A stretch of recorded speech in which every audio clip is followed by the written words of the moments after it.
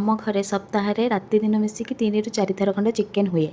ହେଲେ ମୋ ସ୍ୱାମୀଙ୍କର ଯେବେ ତାଙ୍କର ଅଫିସଟା ଛୁଟି ଥିବ ସେ ସେଦିନ ଚିକେନ୍ ଖାଇବେ ହିଁ ଖାଇବେ।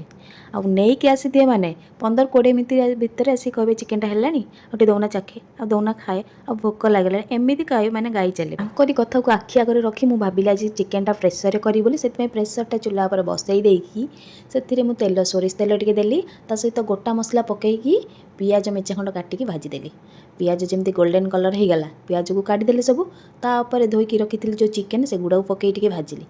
ଭାଜି ହେଲା ପରେ ସେଥିରେ ମୁଁ କଞ୍ଚା ଲଙ୍କା ଟିକେ କାଟିକି ରଖିଥିଲି ପକେଇଦେଲି, ତା ଉପରେ ଅଦା ରସୁଣ ପେଷ୍ଟ ଆଉ ସହିତ ଶୁଖିଲା ମସଲା ଯେମିତି ହଳଦୀ ଗୁଣ୍ଡ, ଲଙ୍କା ଗୁଣ୍ଡ, ଧନିଆ ଗୁଣ୍ଡ, ଚିକେନ୍ ମସଲା, କିଚେନ୍ କିଙ୍ଗ ମସଲା ଆଉ ଲୁଣ, ତା ସହିତ ପିଆଜ ଯେଉଁ ରଖିଥିଲି ଭାଜିକି ସେ ତାର ଟିକେ ପେଷ୍ଟ କରି ପକେଇଥିଲି।